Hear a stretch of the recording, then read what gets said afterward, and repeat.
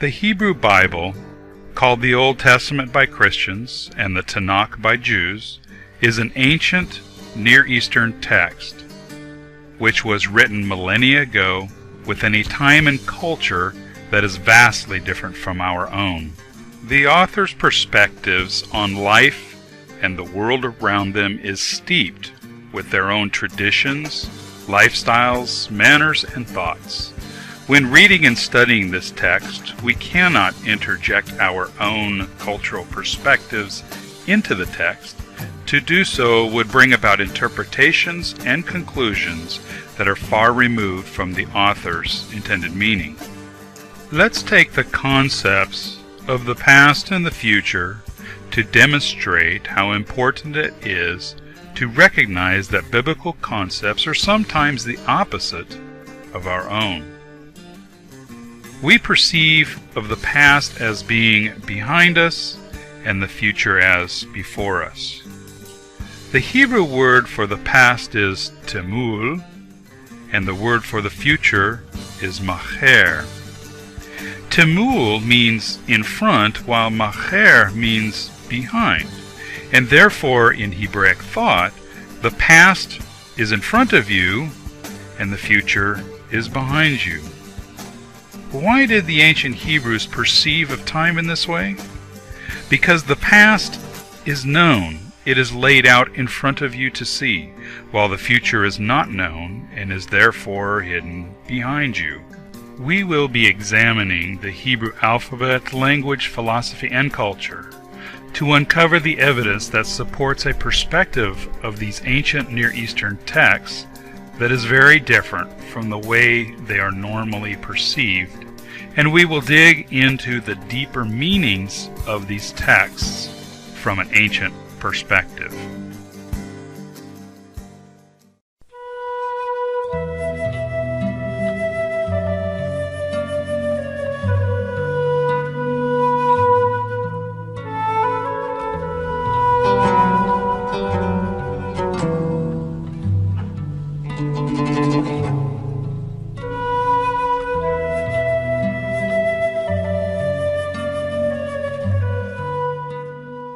Historically, the purpose of a translation was to bring the Bible to those who did not read the original language. Over the centuries, there has been a shift in purpose. The average American owns 4 of these. Someone gets one every second, and Americans buy 20 million a year. Okay, here were a few of your ideas. Toothbrushes, that's a good one, actually. TV sets, iPods, cell phones, bikes, cars, and mattresses. Those were all very good guesses, but that's not the answer. The answer happens to be the Bible. Sales in the United States are between $425 and $650 million every single year. Outside here, the NASDAQ in Times Square, we spoke firsthand with a few of the millions of Americans who buy or give Bibles every year. I have purchased a Bible, yes. I've given a Bible. I purchased several. Yes, I purchased a Bible. Yes, I have. My girlfriend's house burnt down last week, and so for a Christmas present, I bought her a family Bible. In December of 2006, The New Yorker published an article titled "The Good Book Business," which stated, "The familiar observation that the Bible is the best-selling book of all time obscures a more startling fact. The Bible is the best-selling book of the year, every year. Calculating how many Bibles are sold in the United States is a virtually impossible task, but a conservative estimate is that in 2005, Americans purchased some 25 million Bibles, twice as many as the most recent Harry Potter book. The amount spent annually on Bibles has been put at more than $500 million. This is an intensely competitive business. Every year, Nelson Bible executives analyze their product line for shortcomings, scrutinize the competition's offerings, and talk with consumers, retailers, and pastors about their needs. In short, the translating and printing of Bibles is big business. In the world of consumerism, it is the producer's primary responsibility to offer a product that appeals to the consumer. For this reason, a translation is required to conform to the buyer's expectations.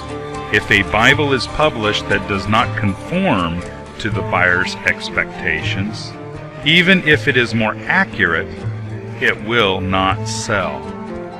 For this reason, we must be willing to do our own investigations into the meaning and interpretation of the biblical text.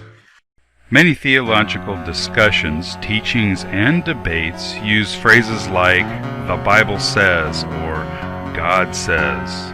And the Bible says, Isaiah the prophet said, "There is no peace, saith the Lord, to the wicked." Because he said to Moses, "I will proclaim the name of the Lord." God said in the book of Exodus, "I have seen the affliction of my people." He says in his word, "I am God."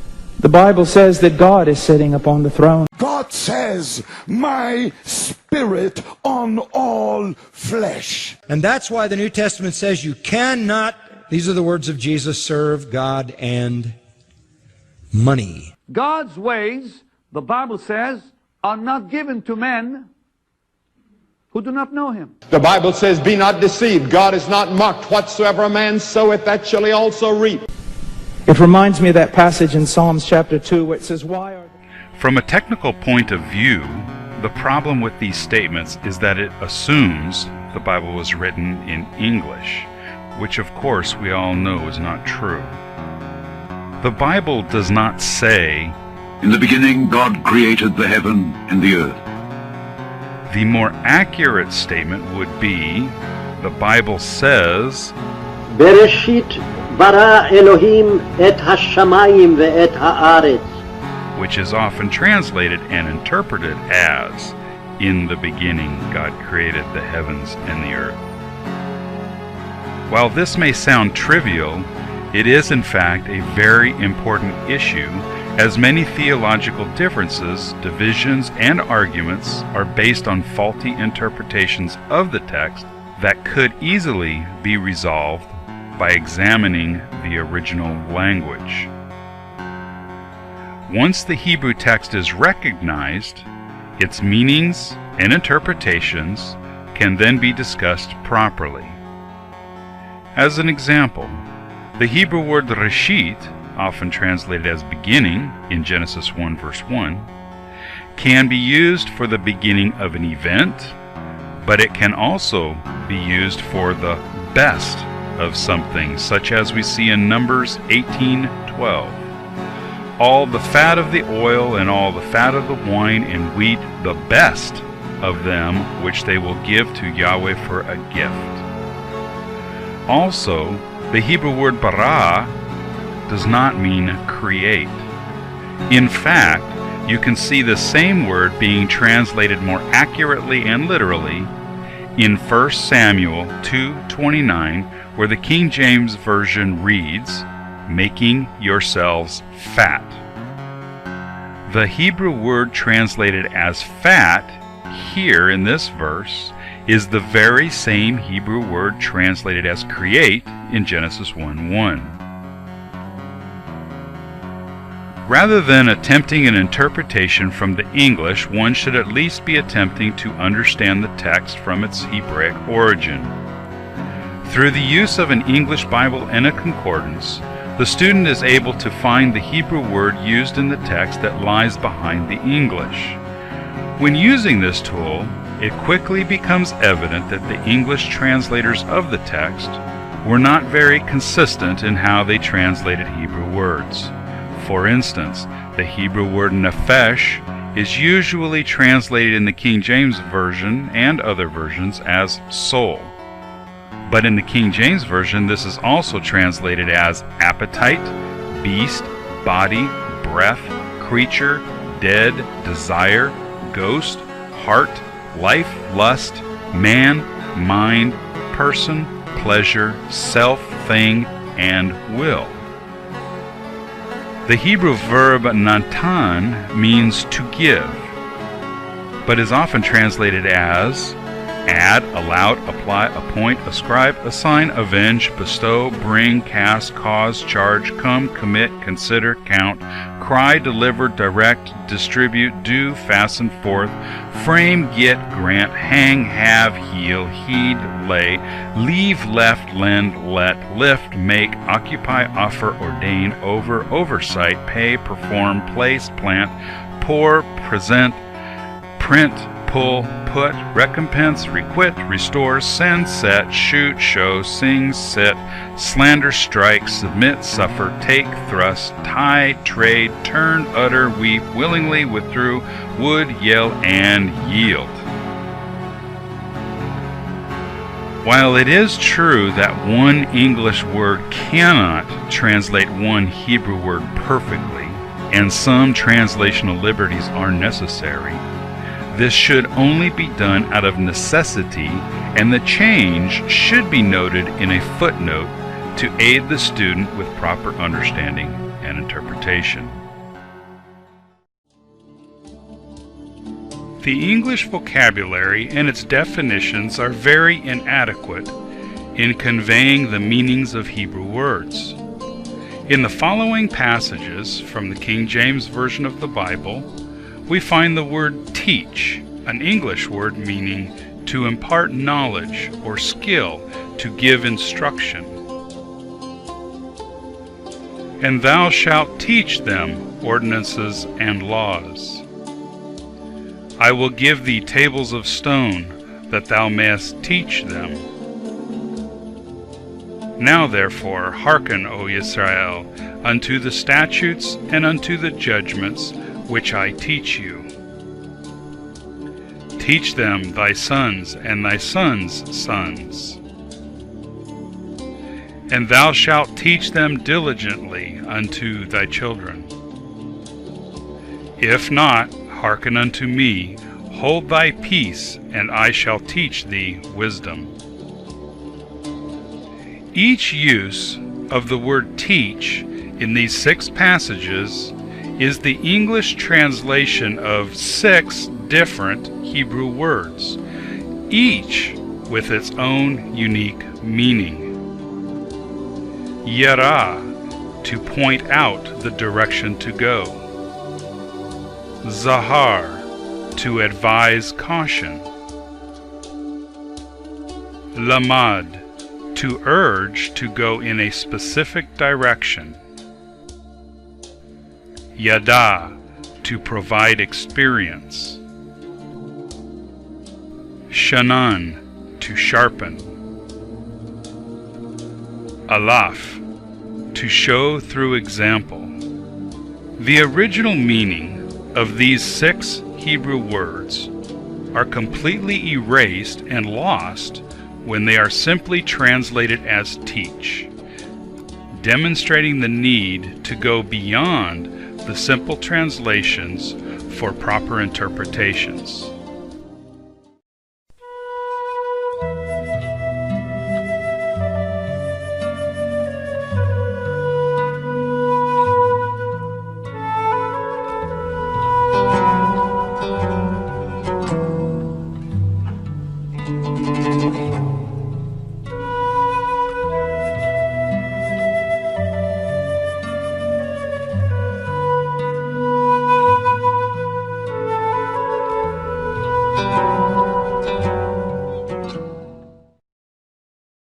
The mention of the Hebrew alphabet brings to mind the Hebrew letters that are familiar to many today that are used in Torah scrolls,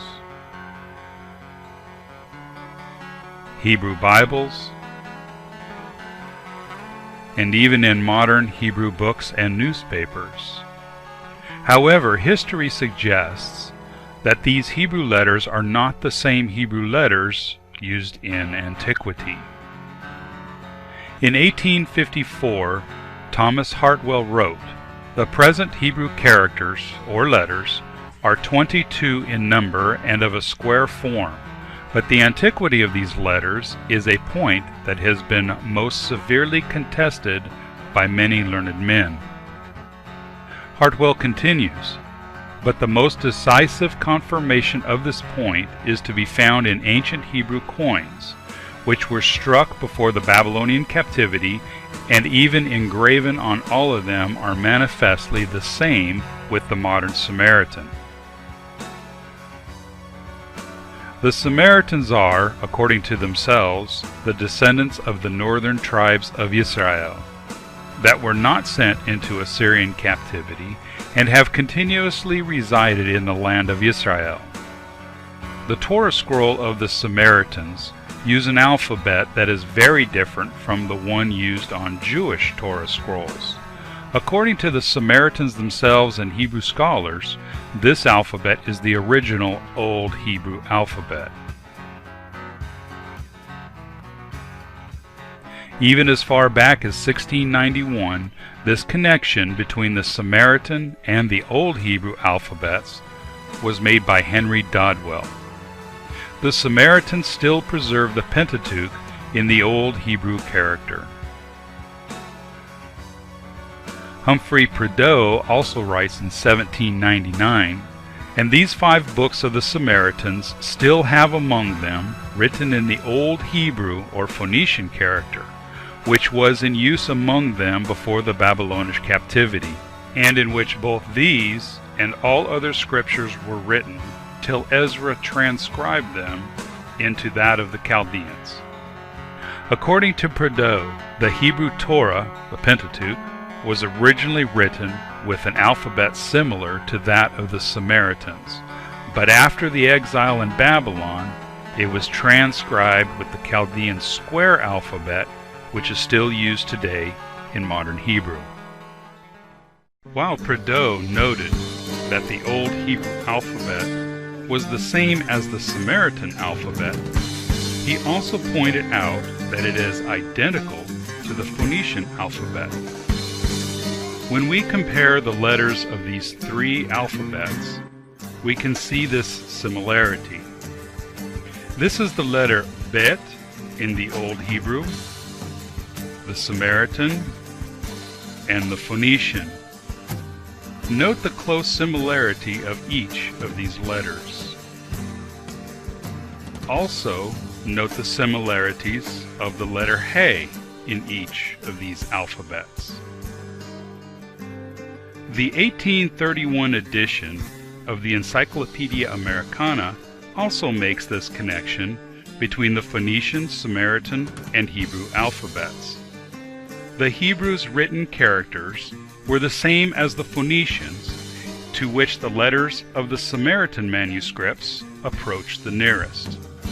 The Phoenicians were a Canaanite people who lived north of the land of Israel, centered around the biblical cities of Sidon and Tyre in modern-day Lebanon, between the 16th and 3rd centuries BC. These 3 peoples, the Phoenicians, Samaritans, and Hebrews, are Shemites, descendants of Noah's son Shem. Not only do they all share the same ethnic heritage, but they all share the same alphabet. It was also evident that they all shared the same language, as the Foreign Quarterly Review wrote in its 1838 publication. The learned world had almost universally allowed that the Phoenician language was, with few exceptions, identical with Hebrew. While the origins of the Old Hebrew alphabet was widely accepted, this theory was based on a limited amount of evidence, as the Foreign Quarterly Review points out. What is left of Phoenician consists of a few inscriptions and coins. However, in the latter half of the 19th century, 3 discoveries were made that went a long way in proving this theory. The first major discovery connecting the Phoenician alphabet and language with Hebrew occurred on January 19, 1855, when Turkish laborers accidentally uncovered an ancient sarcophagus in Sidon, a Phoenician city. On this sarcophagus was a lengthy inscription written in the Phoenician alphabet and language, which was found to be identical to Hebrew with only a few exceptions. The Mesha stele, also called the Moabite stone, was discovered in 1868 in the biblical city of Dibon, the capital of the Moabites. The inscription was written with the same letters as the Phoenician, Old Hebrew, and Samaritan, and it was discovered that the Moabite language was also the same as Hebrew with some minor variations.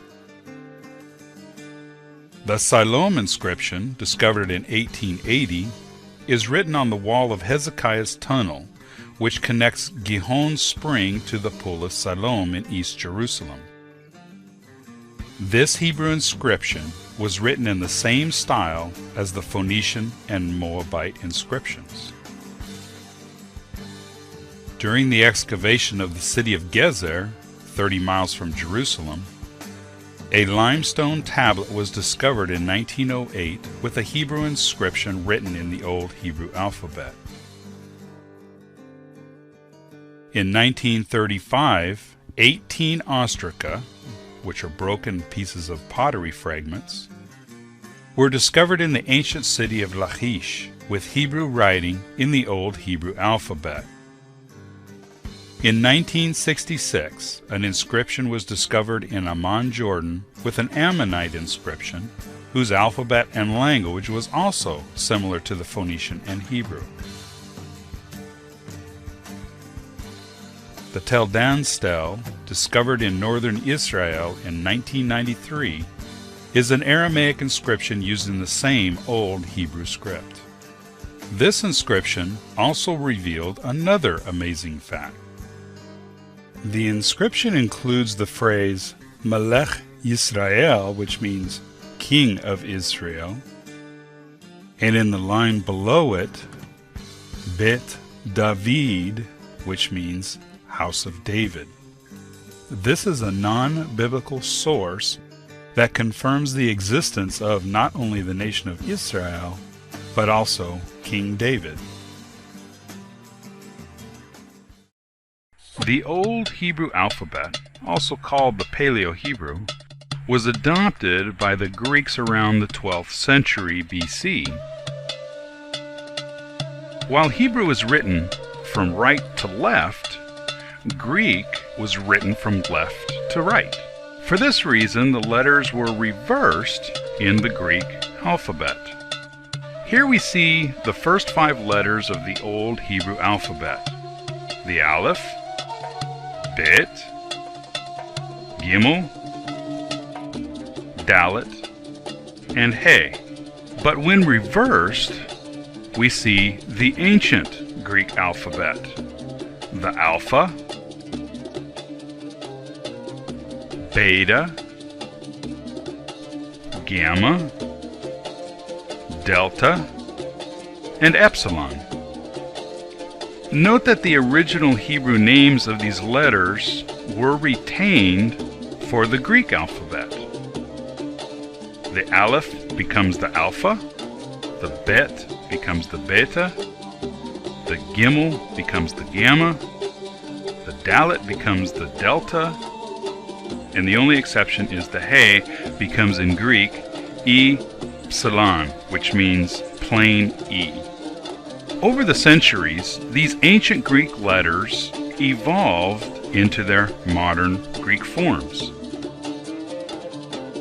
Our English alphabet is Roman, and because the Romans adopted the Greek alphabet, we're able to see our own modern English alphabet in these ancient Hebrew turned Greek letters: the A, B, C, D, and E. As previously mentioned, the Old Hebrew alphabet was used by all Semitic peoples, including the Arameans, also called the Chaldeans, but evolved independently from the Hebrew. By the 5th century BC, the time of the Israelites' captivity in Aramea, also called Babylon, it no longer resembled the Old Hebrew it came from, and it is this Aramaic square script that Israel adopted during their captivity. With the Aramaic square alphabet in use by the Israelites, it continued to evolve into the modern Hebrew letters that we're familiar with today. By the end of the 19th century, the translation of the Semitic alphabet was well established. The only mystery was the origin of this alphabet, as mentioned in the 1922 The New Learned History for Ready Reference, Reading and Research, in its entry for the letter A. A, the initial letter of the English and almost all other alphabets. The Phoenicians called the letter Aleph, seemingly because of the resemblance of the character to the head of an ox. Although nothing is known with any degree of certainty concerning the ultimate origin of this letter. What the editors of the New Learned History did not know was that this mystery was solved just a few years earlier. In 1905, a new discovery changed the world's perception of the origins of this Semitic alphabet. Flinders Petrie, a renowned Egyptologist and pioneer in modern archaeology, discovered inscriptions of previously unknown symbols at Serabit el-Khadim in the Sinai Peninsula. Dr. Alan Gardner, another renowned Egyptologist, studied these inscriptions with detail. He discovered that these Sinaitic inscriptions consisted of a total of 32 symbols. Because of the limited number of symbols, Dr. Gardner determined that this was an alphabet. Gardner was then able to easily identify this Sinaitic alphabet as Semitic because of the pictographic nature of this alphabet. The name of each Semitic or Hebrew letter is a Hebrew word with meaning. The first letter of the Hebrew alphabet is called the Aleph, which is a word that means ox. The 10th letter is called the Yud, or Yad, meaning hand. And the 16th letter is the Ayin, a word meaning eye. Dr. Gardner found that the letters in these ancient Sinaitic inscriptions were pictures of the very names of the Hebrew letters. The image of an ox head was the letter Aleph, the image of a hand was the letter Yad, and the image of an eye was the letter Ayin. This relationship between the pictograph and the names of the Semitic letters Dr. Gardner proposed proved that this was the precursor to the previously known Phoenician Old Hebrew alphabet. Once it was determined that the new script was Semitic, Dr. Gardner in 1916 was able to translate a portion of one inscription.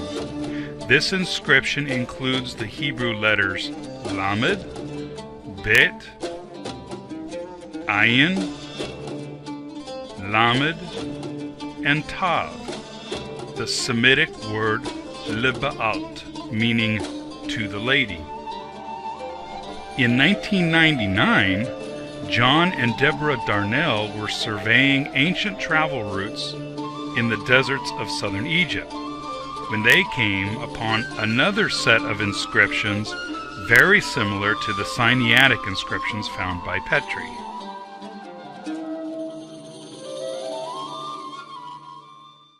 The inscriptions discovered in the past century and a half have been accurately dated through the advances of archaeology. The original Semitic alphabet, with its pictographic letters, can be divided into 3 periods. The early Semitic alphabet existed between the 20th and 12th centuries BC.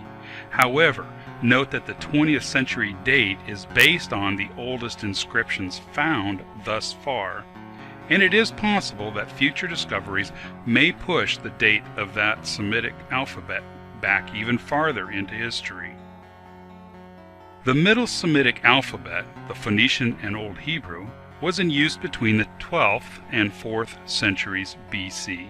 The Late Semitic alphabet, the Square Aramaic script, was in use between the 5th century BC and into the modern times with the modern Hebrew alphabet that is still used today. To date, the Wadi el-Hol inscriptions found in southern Egypt are the oldest Semitic inscriptions found and date to between the 19th and 20th centuries BC. The Sinaitic inscriptions from the Sinai Peninsula date to about the 15th century BC. The Ela Valley Fortress, the Tel Zayit Abecedary, and the Gezer calendar are dated to about the 10th century BC. Between the 12th and 10th centuries BC, the ancient Greek alphabet used the same Middle Semitic script. The Meshestel, or Moabite stone, and the Ammonite inscriptions found in Jordan date to about the 9th century BC. The Siloam inscription from Hezekiah's tunnel and the Tel Dan inscription, which mentions the house of David, date to about the 8th century BC. The Lachish inscription date to about the 6th century BC, and the sarcophagus discovered in 1855 in Sidon dates to the 5th century BC. The majority of the scrolls from the Dead Sea caves are written in the late Semitic script and date to between the 2nd and 1st centuries BC. However, a few of the scrolls found in the Dead Sea cave, such as the Leviticus scroll, uses the Middle Semitic script, showing that the script did not fall out of use completely. The letters from General Simon Bar Kokhba in 135 AD during the Second Jewish Revolt against Rome were written in Hebrew with the late Semitic script. The late Semitic script continued to be used for the works of the Talmud, the Masoretic Hebrew Bible, as well as printed Hebrew Bibles of today.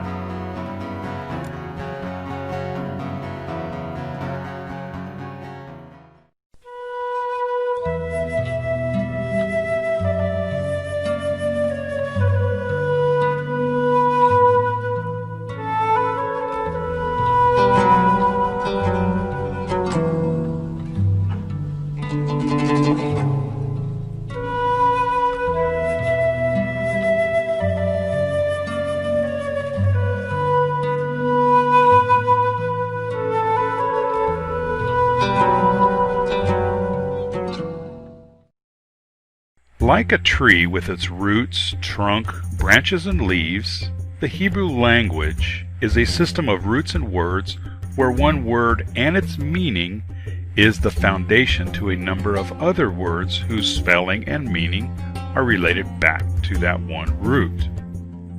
As an example, the root malach means rule. This root can be used as a verb meaning to rule, or as a noun meaning a ruler or king. Other nouns are created out of this root by adding other letters. By adding the letter he to the end of the root, the word Malka is formed, which is a female ruler, a queen. By adding a vav to this feminine noun, the word Malucha is formed, meaning royalty. By adding the letters Vav and Tav to the end of the root, the noun Malkut is formed, meaning the kingdom. By studying the relationship between the words and their roots, we can better understand the meanings of these words within their original context. Let's take 3 English words found in English translations of the Bible: maiden, eternity, and secret. These 3 words are, from our interpretation, 3 very different and unrelated words. But let us examine the Hebrew words behind these translations. The Hebrew word for maiden is alma. The word for eternity is olam. and the word for secret is ta'alma. Each of these words share the same three letters: the ayin, the lamed, and the mem. Each of these words are related as they come from the same root. Rather than perceiving them as different and independent words, we need to recognize that their meanings are related. By interpreting these words in context of their root relationship, we are able to uncover their original meanings. The root alam literally means beyond the horizon, that hazy distance that is difficult to see. By extension, it means to be out of sight, hidden from view. Alma is the young woman that is hidden away, protected in the home. Olam is a place or time that is in the far distance and is hidden to us. Ta'alma is something that is hidden away. Besides being able to find the common meaning in different words of the same root, we are also able to distinguish between different meanings of words that come from different roots. There are two Hebrew words translated as moon. One is yereach, which comes from a root meaning to follow a prescribed path, and is therefore used for the motion of the moon. The other is levana, which comes from a root meaning to be white, and is therefore used for its bright appearance. All Hebrew linguists recognize that most Hebrew words are derived from a triliteral or three-letter root. However, there are some linguists who have suggested that these triliteral roots are themselves derived out of a biliteral or two-letter root.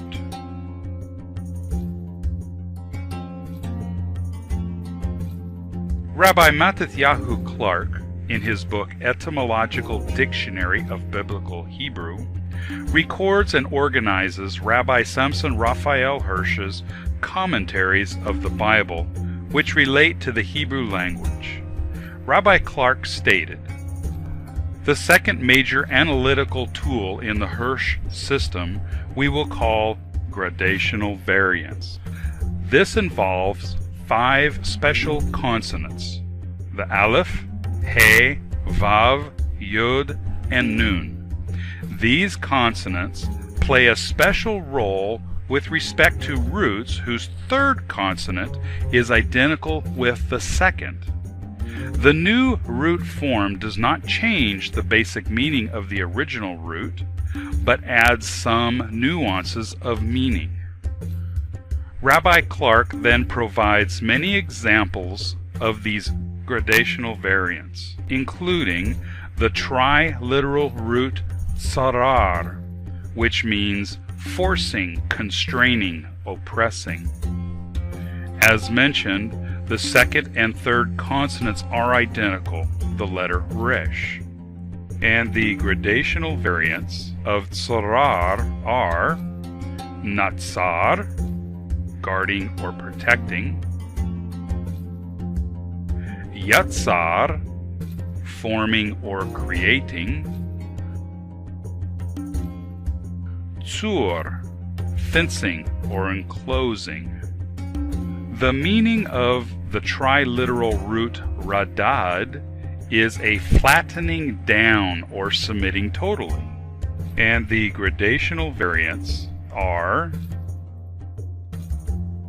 Radah, ruling over or having dominion over; Yarad, going down; Rud, humbling.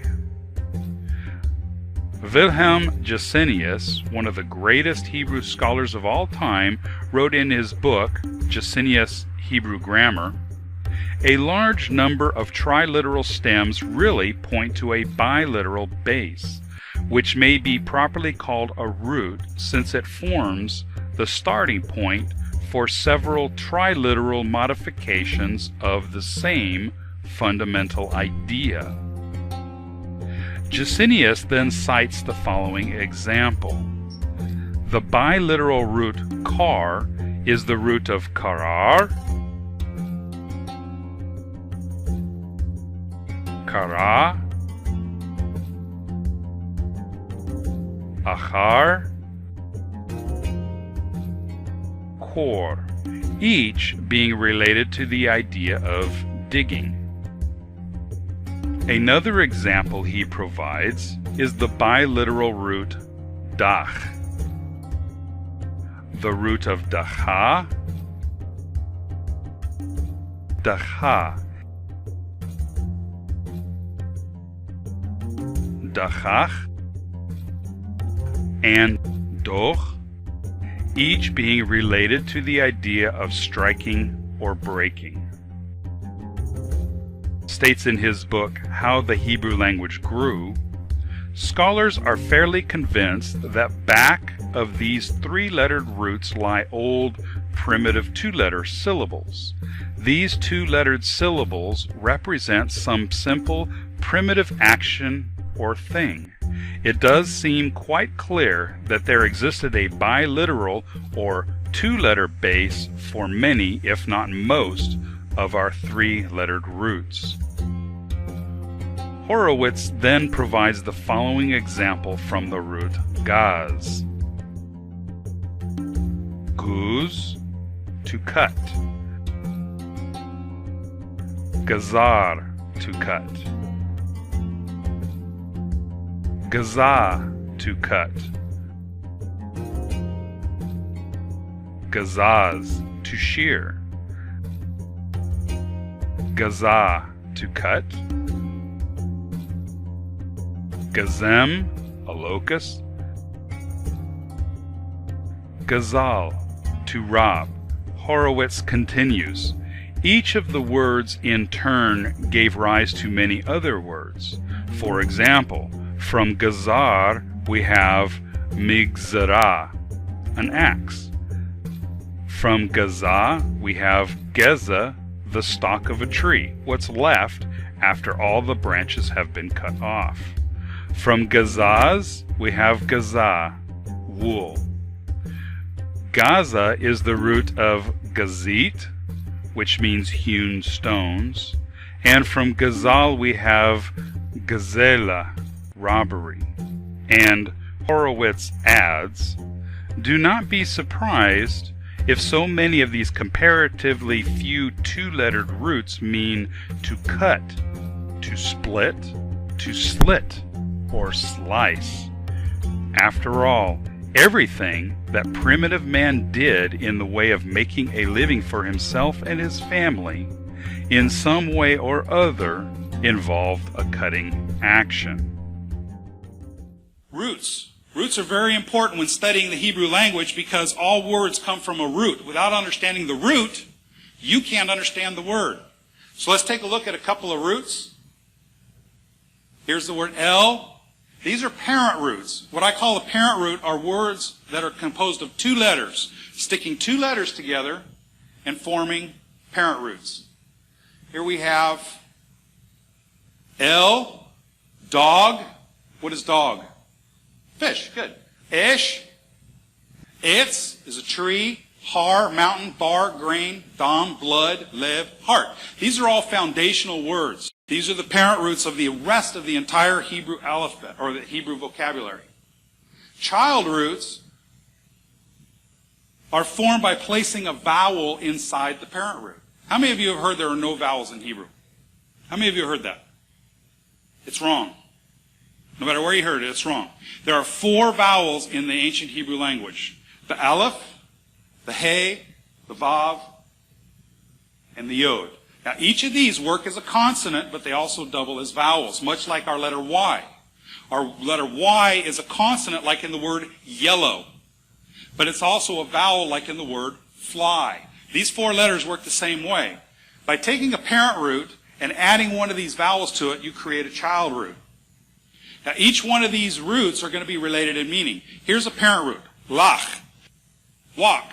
Now let's put a hey in front of it, make the child root out of that, and we have the word halach. How many of you are familiar with the word halach? Very, very, very common. Used several thousand times in the biblical text, and it means to walk. La'ach. This is a root to the word malach. Now don't confuse that with melech, king. This is malach. Anybody know what malach is? Messenger. A messenger is one who walks for another. You notice that how each one of these words are related to each other, and they're all related to the root. When we wish to find the definition of an English word, we go to a dictionary. While this is also true for Hebrew words, there are additional methods of determining the meaning of a Hebrew word. One such method, which has been previously demonstrated, is to examine its roots, which provide additional insight into that word. Another method is to examine the meaning of the letters used to write that word. Each biliteral or parent root is composed of two letters, and these two letters in themselves provide meaning to the word. The Hebrew being a conceptual language, the etymology, the research of the language, the research of the origin of words is different in Hebrew versus all other languages. Now, it's a very interesting issue because researching the origin of words gives us an internal look into how the culture developed and how people perceive their existence and all of that. What words they're using. Why do we use certain words? So in Hebrew, we have a conceptual language. So the research into the origin of words is not necessarily a history of why we use a word, but it's a look into why we use a word because what the word is telling us. And I'll give you an example. In Hebrew, the first letter of the alphabet, I'll do this on the board so you can see how the letters are being drawn. The first letter of the Hebrew alphabet, or Aleph Bet, is the letter Aleph. In Hebrew, we write from right to left, so we're going in this direction. And here is the letter Aleph. The letter Aleph, even the name Aleph, implies, we use the same word in English. We use the word in the word aloof, exalted, somebody removed from the mundane. So the letter Aleph represents a characteristic of God. It has a numerical value, which is number 1. And number 1 implies the unity of God, the uniqueness of Him. It's 1. And Aleph also represents the mastery of God, the uniqueness and the mastery of the creation. So Aleph is looked upon as a letter that represents a master. Then the second letter of the Aleph Bet is the letter Bet. This is why it's called Aleph Bet. So the letter Bet, also graphically you can see, it represents Bayit, which is a home or a house. So when you put those two together, it's numerical value, it's numerical value 2, and you put those two together, you get a sound, Av, pronounced Av. Now, Av, if you read the concepts of the letters, you get Aleph, which is a master, and you get Bet, which is a bayit or home. So the master of the home. The master of the home in most cultures is a father. So in Hebrew, the formal word for father is Av.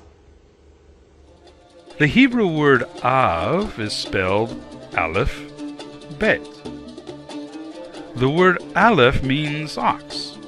The ox and this letter represents the idea of strength. The Hebrew word bet means tent or house. The tent and this letter represent the idea of home.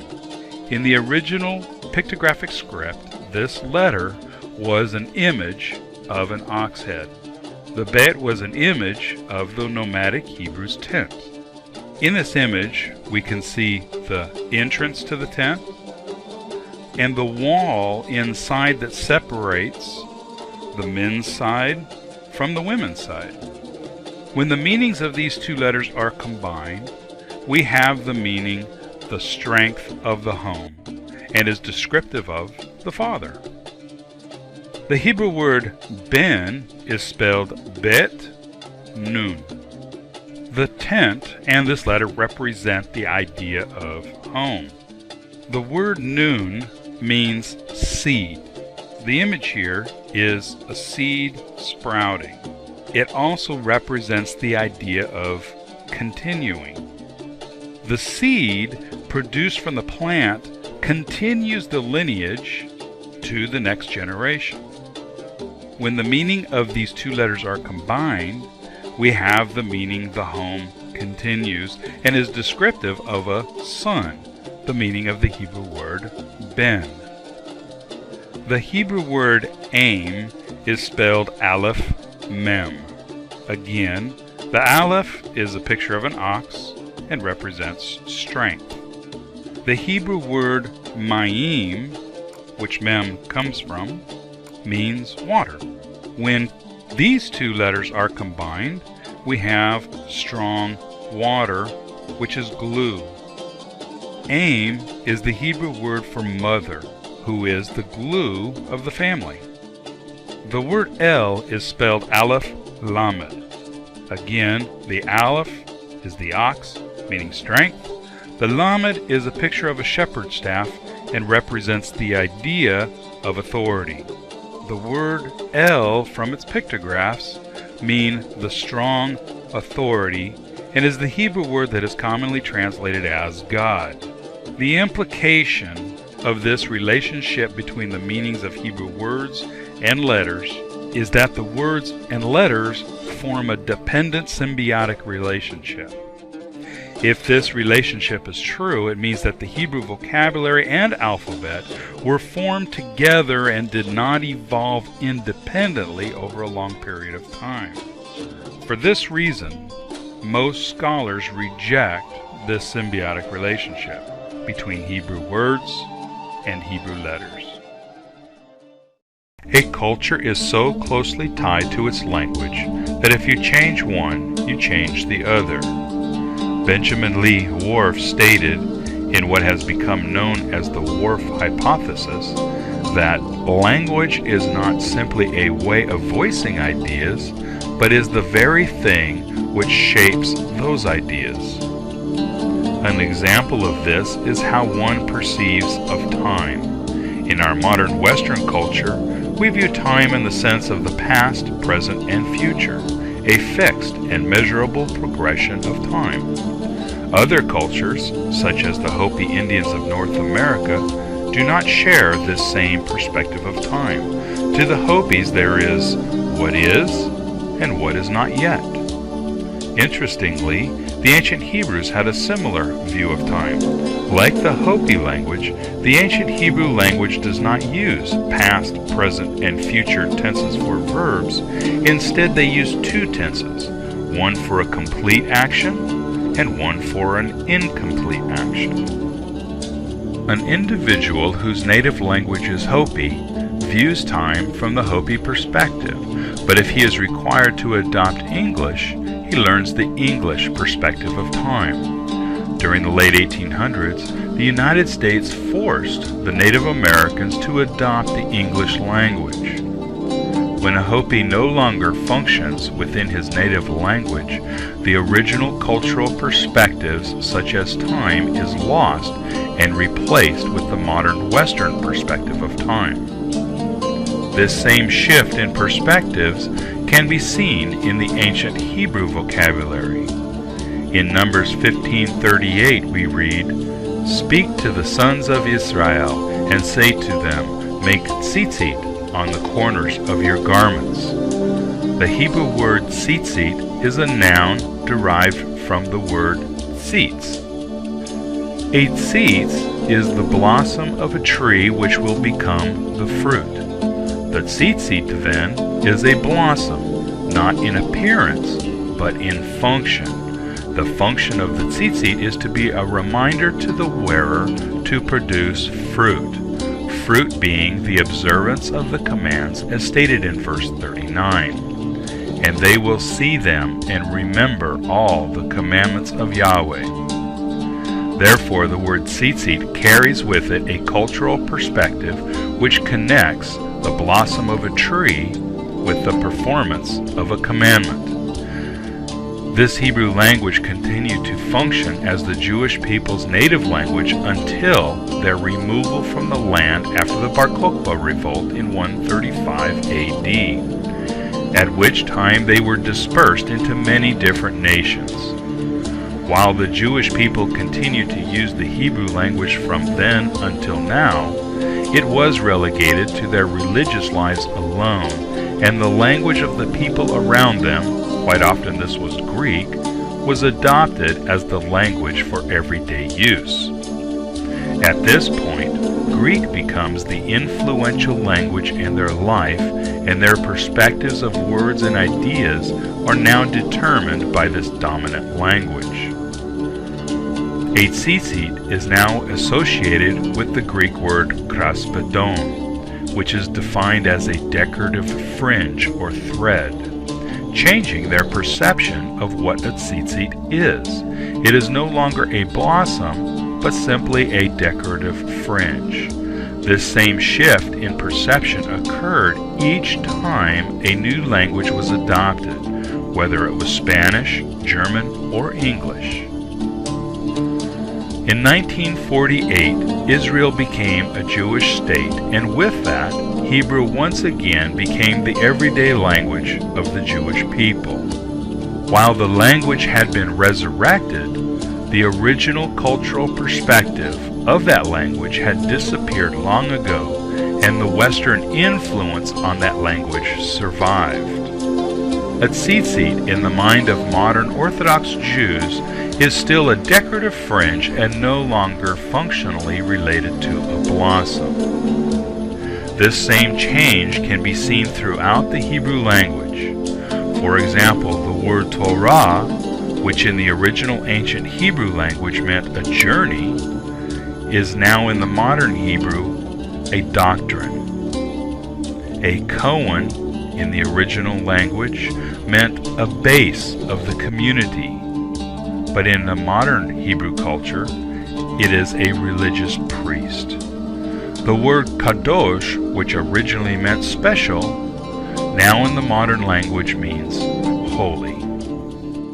One of the things that we have to get over, if you will, is our thinking process, because you and I, most of us at least listen to my voice, I'm assuming, were not raised in a Hebrew culture. And let me also add that a Hebrew culture, a biblical Hebrew culture, is not the same as rabbinical Judaism. It's not the same as the modern Judaism today. I'm going to submit to you that Orthodox Judaism or modern Judaism in Israel today is as Hellenized as many other Western religions are. You know, Greek/Roman culture is the last cultures that conquered the Hebrew people. And God had already warned His people that when you are taken into captivity by these cultures and these nations, do not learn their ways. Do not learn to think like they do and act like they do and look at the world like they do. Because the nations of the world primarily view the Scriptures in many ways the opposite of those who wrote the Scriptures. The ancient Hebrews were nomadic agriculturalists who migrated from pasture to pasture, watering hole to watering hole. Their entire lives were spent in the wilderness, and this lifestyle had a significant effect on their language. I take the language back to what the words meant when they first started in the beginning. I take them back pictographically, and I take them back to some simple little things that you will remember as we go through this program. I teach what's called agrobiolinguistics. I'll say that again, agrobiolinguistics. And that's just a way of saying that language, that is linguistics, words, in your Bible, all of them, from Genesis to Revelation, are revealed in agriculture and biology. Now see, the sovereign God of the universe, the God of Abraham, Isaac, and Jacob, sovereignly chose to reveal His Word with words. That's what we have laying in front of us with our Bibles. God has sovereignly chose that He's going to reveal His Word using words. So we ought to know what the words mean. So we're going to take these things back to simple agricultural pictures. See, you and I live in a Greek culture, and we're going to talk about the difference between Greek thinking and Hebrew thinking as well. But you and I are brought up in a culture where many of our religious principles is based upon theology. Many of the things are abstract terms. But Hebrew will always take it back to something concrete, something I can experience with my five senses, something I can taste and touch and feel and smell and so forth. And that's the beauty of this language, agrobiolinguistics. When we go back to the beginning, this is going to be God's signature on His creation. Some Hebrew words are obviously related to this agricultural lifestyle. For example, the Hebrew word ohel is a tent. Roeh is a shepherd. And katsir is a harvest.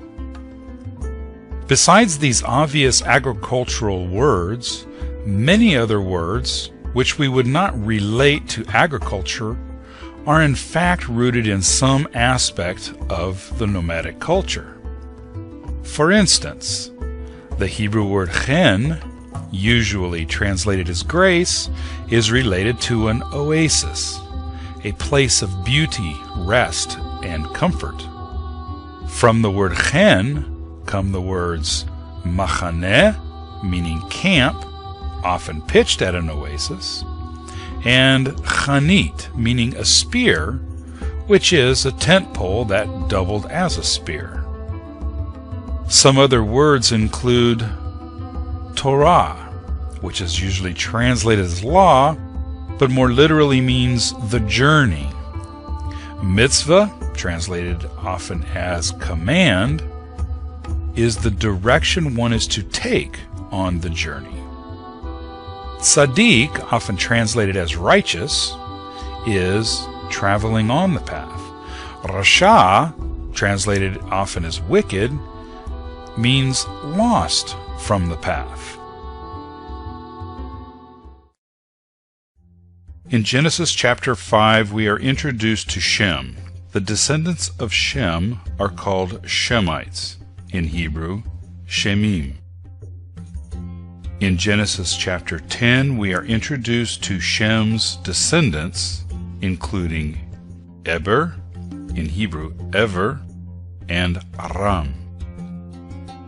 The descendants of Ever are called Hebrews, Ivrim in Hebrew, and the descendants of Aram are called Arameans, Aramim in Hebrew. The language spoken by the descendants of Shem is called Semitic, in Hebrew Shemit. The descendants of Ever speak Hebrew, Ivrit in Hebrew, and the descendants of Aram speak Aramaic, in Hebrew, Aramite. Both Hebrew and Aramaic were spoken during the Old Testament period, Hebrew in the Near East and Aramaic in the Middle East. While Aramaic survived as a living language to the present day, Hebrew at some point ceased to be the language of the Hebrews, but this point of time has been strongly debated for many years. The Oxford Dictionary of the Christian Church, in its first edition in 1958, stated, Hebrew ceased to be a spoken language around the 4th century BC. This belief has been and still is the pervading theory concerning the end of the use of the Hebrew language. However, over the last half of the 20th century, textual and archaeological evidence has revised this theory. The Oxford Dictionary of the Christian Church in its third edition in 1997 now states, Hebrew continued to be used as a spoken and written language in the New Testament period. The Jewish revolt of 135 AD ended in failure and initiated the diaspora, or dispersion of the Jewish people from the land of Israel. It is at this time that Hebrew ceased to be the language of the Hebrews. However, the Hebrew language did survive in a religious setting, being used in synagogues and yeshivas for learning and teaching Torah and Talmud, which preserved the language. Then, in the late 19th century, Eliezer ben Yehuda began a revival of the Hebrew language as a living language for the Jewish people in Israel. When the State of Israel was established as an independent nation in 1948, Hebrew became the official language and once again became the native language of the Hebrew people.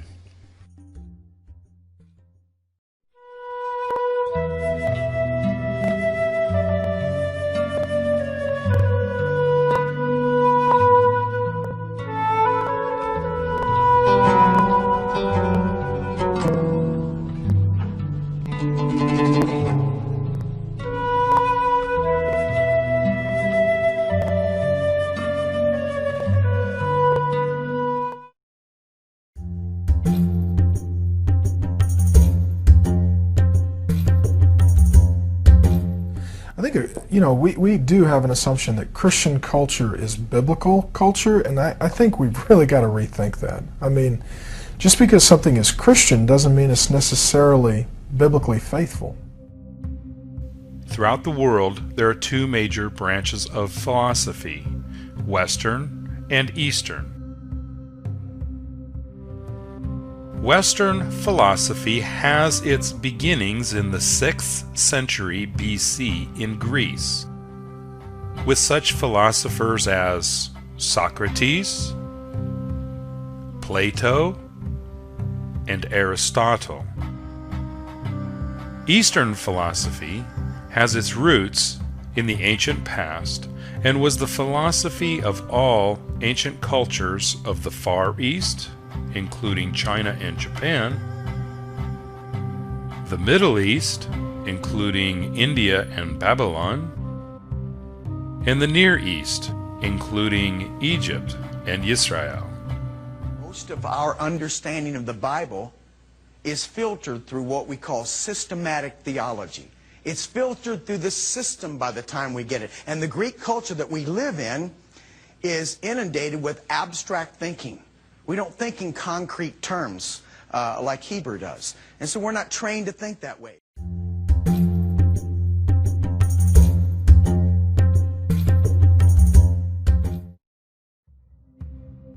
While there are many differences between the Western and Eastern schools of thought, one of the major differences is the use of abstracts and concretes. Just as artwork may be created in the abstract or the concrete, words can also be created in the abstract or concrete. A concrete word, idea, or concept is something that can be perceived by the 5 senses. It can be seen, heard, smelled, tasted, or touched. An abstract is something that cannot be perceived by the 5 senses. As the Bible was written from an Eastern philosophical perspective, it is important that we recognize that we cannot interpret it through our own Western philosophy. To do so would place a meaning and interpretation that may not be that of the original authors. Thorleif Bowman's monumental work, Hebrew Thought Compared with Greek, states, "The thinking of the Old Testament is primitive and hence can be compared only with the thinking of other primitive peoples and not with the thinking as advanced as Plato's or Bergson's. Victor H. Matthews explains how the culture of the Hebrews can be studied in his book, Manners and Customs of the Bible. One of the joys of studying the Bible is attempting to reconstruct the manners and customs of the peoples of ancient times. The gulf of thousands of years can be bridged, at least in part, by insights into their everyday life. These can be generated through the close examination of the biblical narratives and through the use of comparative written and physical remains from other ancient civilizations. George Adam Smith said, "The Hebrews were mainly a doing and feeling people. Thus their language has few abstract terms. Rather, Hebrew may be called primarily a language of the senses. The words originally expressed concrete or material things and movements or actions which struck the senses or started the emotions. Only secondarily and in metaphor could they be used to denote abstract or metaphysical ideas." These same concrete concepts of Eastern thought can also be found in primitive cultures today that have not been influenced by Western culture. Dan Everett presents a striking similarity between the language and philosophy of the primitive Piraha tribe in the Amazon and the ancient Hebrews. I'm going to talk to you about a people that are called in the literature the Pirahas, but who don't even know what that word means themselves. They call themselves the Hiaichehe, and they talk something like this, which means don't speak with a crooked head to me, speak with a straight head. And their language is called a straight head, and you guessed what our language is called, a crooked head. They call themselves the straight ones. Another aspect of concrete thought is the method of conveying direction. Exodus 38, verses 9 through 13, describe the directions of the court in relationship to the four sides of the tabernacle. The Hebrew words used for these four directions are Negev, meaning the desert region, Tzafon, meaning the unknown region, Yam, meaning the sea, specifically the Mediterranean, Kedem, meaning the region of the rising sun. Again, the Piraha tribe parallels this style of thought. One of the things that frustrated me when I was, one of the many things when I was starting to work with the Piraha was trying to find the words for left and right. So I would say, this is my left hand. So I would say in Portuguese, which means nothing to them because they don't speak Portuguese, but I had to say something. Mão esquerda. And they would say, okay, hand. Okay, that's my right hand. Hand. That's your other hand. So after a while, you know, I couldn't get this, and I thought, I must be a terrible linguist. I can't even get left hand or right hand. And then one of them said, you know, that hand's upriver and this hand is downriver. And I said, you know, why are they introducing this irrelevant stuff? I'm trying to get left hand or right hand here. And so we went out to the jungle, and I said, okay, now I'll find it. They'll tell this guy to turn left or turn right. So they said, hey, turn upriver. And we're in the middle of the jungle, and he turns upriver. And they said, turn downriver. Turn towards the center of the jungle. Turn towards the water. I realized that, and this turns out not to be unique to the Piraha, many other groups have this, they use systems of absolute direction. It's as though we only use north, south, east, and west rather than left or right. And we know that left or right are really not the best way to give directions, because if I stand up here and tell you to turn left and use my left, that's your right. But if I tell you to turn upriver, where's the closest river? Well, if you were a Piraha, you would know that. If you were a Piraha, you would have a map of your local environment in your head.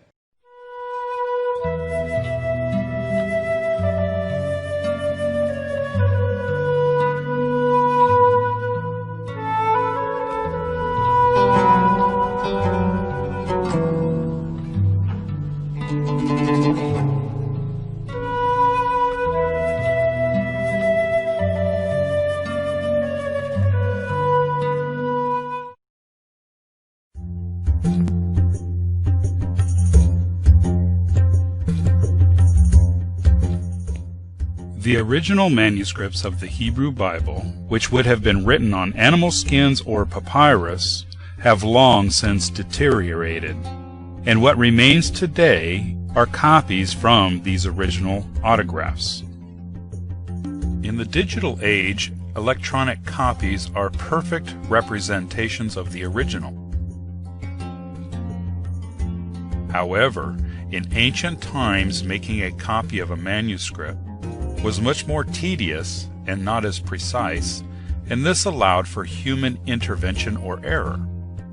In a tomb at Ketephinam in Israel, the oldest text of the Hebrew Bible was discovered.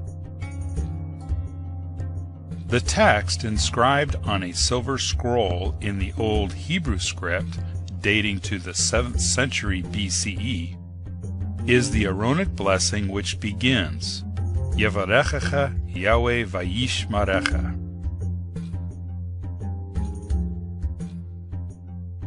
Another very old fragment of the Hebrew Bible is the Nash Papyrus, discovered in Egypt in 1898. The fragment includes the Ten Commandments and the Shema and is dated to the 2nd century BCE. Very few ancient texts of the Hebrew Bible have been found and are very rare. That is, until 1947, when the discovery of a depository of scrolls in the Dead Sea Caves provided us with a library of ancient manuscripts of the Hebrew Bible.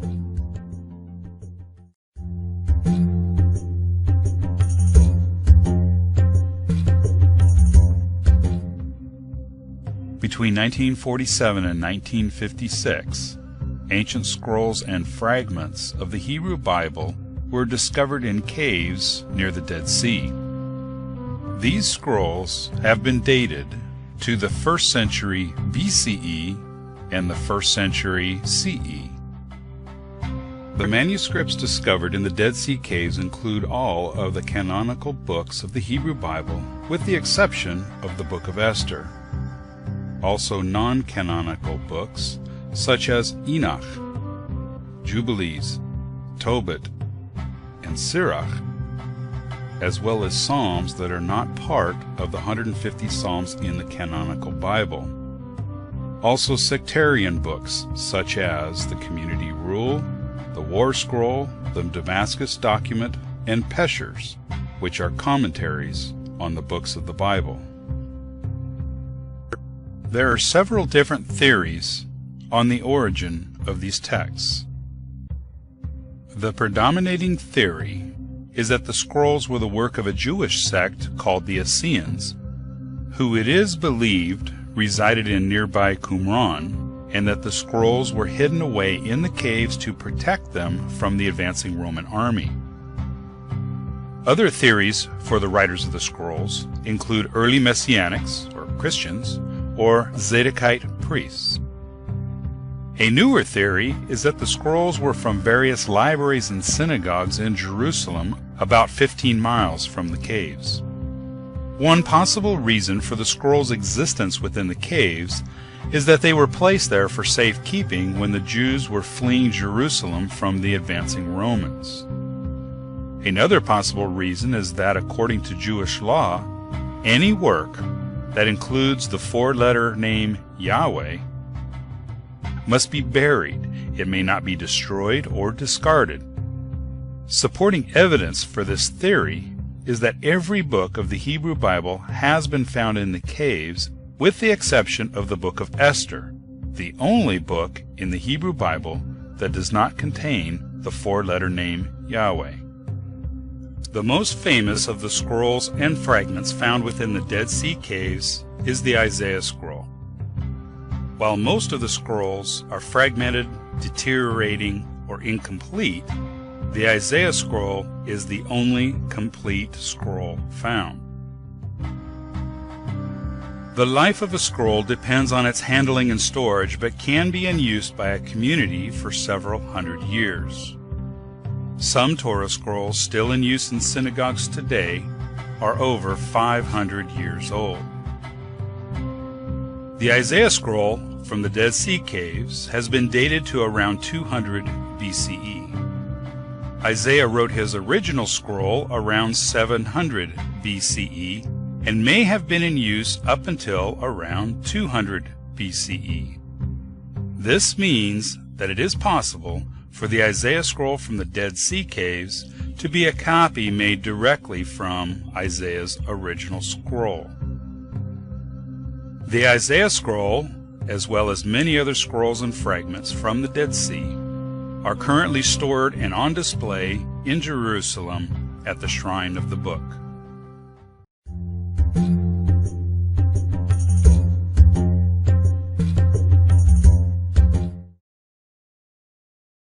Up until the discovery of the Dead Sea Scrolls, the oldest existing complete Hebrew Bible was the Aleppo Codex, also called the Masoretic text, which was written in the 10th century CE, 1,000 years after the Dead Sea Scrolls.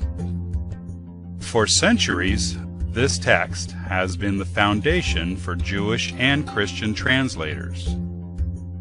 The major difference between the Aleppo Codex and the Dead Sea Scrolls is the addition of the vowel pointings to the Hebrew words. These pointings provide the vowel sounds that are not present in the Hebrew language and were probably inserted into the text to standardize pronunciation. In the Dead Sea Scrolls, the name Israel, or Yisrael, is written with 5 Hebrew letters. The first letter is the letter Yud, representing the Y sound. The letter Sin for the S sound, then Resh for R, Aleph, which is silent, and the Lamed for the L. In the Aleppo Codex, vowel pointings in the form of dots and dashes are placed above and below each letter to represent the vowel sounds, providing the pronunciation Yisrael. While the Masoretic text and the Dead Sea Scrolls were transcribed 1,000 years apart, they are amazingly similar, proving that the copying methods employed by the Jewish scribes over the centuries are very sophisticated and successful. However, there are some differences. Some are simple variations of a reading, while others are much more complex. 145 is an acrostic psalm, where each verse begins with the next letter of the Hebrew alphabet. In the Aleppo Codex, the first verse begins with the letter Aleph, the second with the Bet, the third with the Gimel, and so on. Verse 13 begins with the letter Mem, the 13th letter of the Hebrew alphabet. The next verse begins with the letter Samech, the 15th letter of the Hebrew alphabet. There is no verse beginning with the 14th letter Nun. When we examine Psalm 145 from the Dead Sea Scrolls, we find between the verse beginning with the Mem and the verse beginning with the Samech, the verse beginning with the letter Nun. There we read, Ne'eman Elohim b'devarav v'chasid b'chol ma'asav, which translates as, God is faithful in his words and gracious in all his deeds. This is why Psalm 145 verse 13 reads differently in the King James Version and the modern versions such as the RSV. The King James Version was written prior to the discovery of the Dead Sea Scrolls, while the RSV and other modern versions were written afterward and often incorporate what has been found in the Dead Sea Scrolls.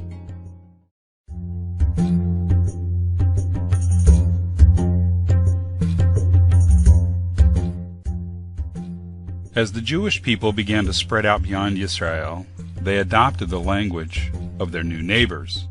This necessitated the need for translations of the Bible in their new languages in order for them to continue reading the Bible. While there have been many translations of the Hebrew Bible into many different languages, the 3 most widely used are the Latin, Aramaic, and Greek. Of the many Aramaic translations of the Hebrew Bible, there are 3 principal ones. Targum Onkelos is an Aramaic translation of the first 5 books of the Bible, the Torah.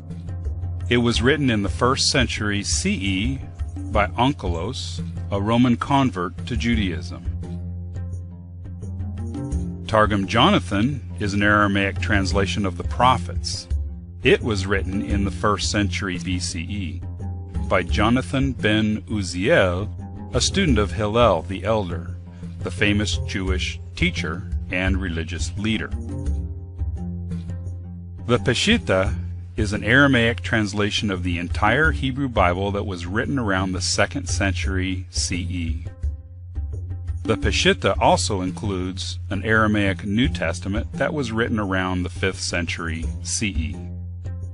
The Septuagint is a Greek translation of the first 5 books of the Hebrew Bible written by Jewish scholars in the 3rd century BCE. The remainder of the Hebrew Bible, the writings and the prophets, were translated by unknown translators between the 2nd and 1st centuries BCE. The Latin Vulgate, consisting of the Hebrew Bible as well as the New Testament, was written mostly by Jerome, a Christian priest and apologist, in the 5th century CE.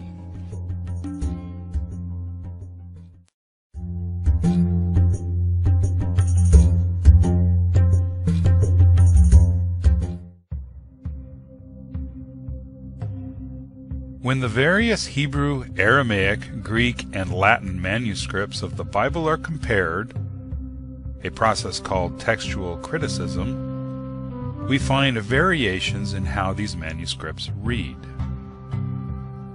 Genesis 4 verse 8 provides a simple example of how this process works. In the Hebrew Aleppo Codex, this passage reads, "And Cain said to his brother Abel, and it came to pass that they were in the field, and Cain rose up toward his brother Abel and killed him." Missing from this passage is what Cain said to Abel, and appears to be an accidental omission on the part of a scribe. However, when we examine this passage in the Greek Septuagint translation, we find the missing words. "And Cain said to his brother Abel, Let us go out into the field." It appears that the Septuagint is working from a Hebrew manuscript that includes Cain's speech, while the Aleppo Codex is working from a Hebrew manuscript that is missing the speech. When the Most High gave the nations their inheritance, when he separated the sons of man, he set the boundaries of the peoples according to the number of the Young's literal translation reads, "sons of Israel." The Revised Standard Version reads, "sons of God," and the New Living Translation reads, "angelic beings." Young's literal translation is taking its translation from the Hebrew in the Aleppo Codex, which reads, Bnei Yisrael, meaning sons of Israel. The Revised Standard Version is taking its translation from the Hebrew in a Dead Sea Scroll that reads Bnei Elohim, meaning sons of God. The New Living Translation is taking its translation from the Greek Septuagint, which reads Angelon Theou, meaning angel or messenger of God.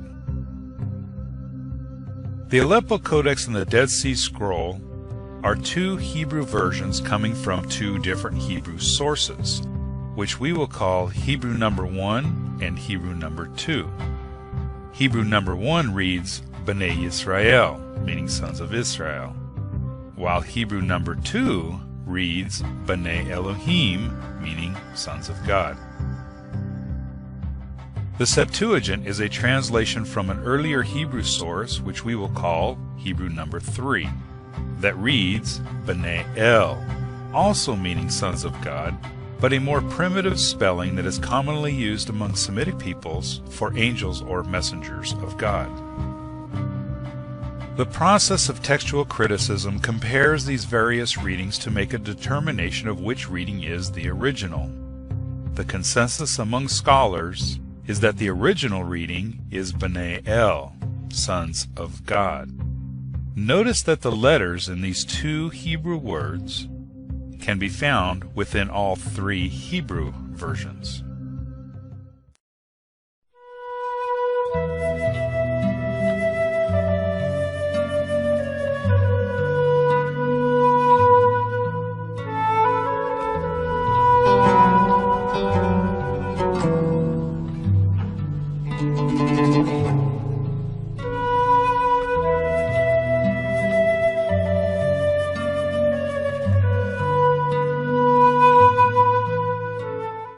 When you open your Bible, recognize that it has a long and complicated history. Do we all need to be Hebrew and Greek scholars in order to read and interpret the Bible correctly? Absolutely not.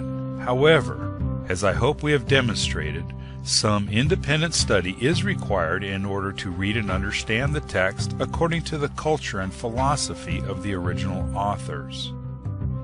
The good news is that there are many great resources available to us today that will help in that education.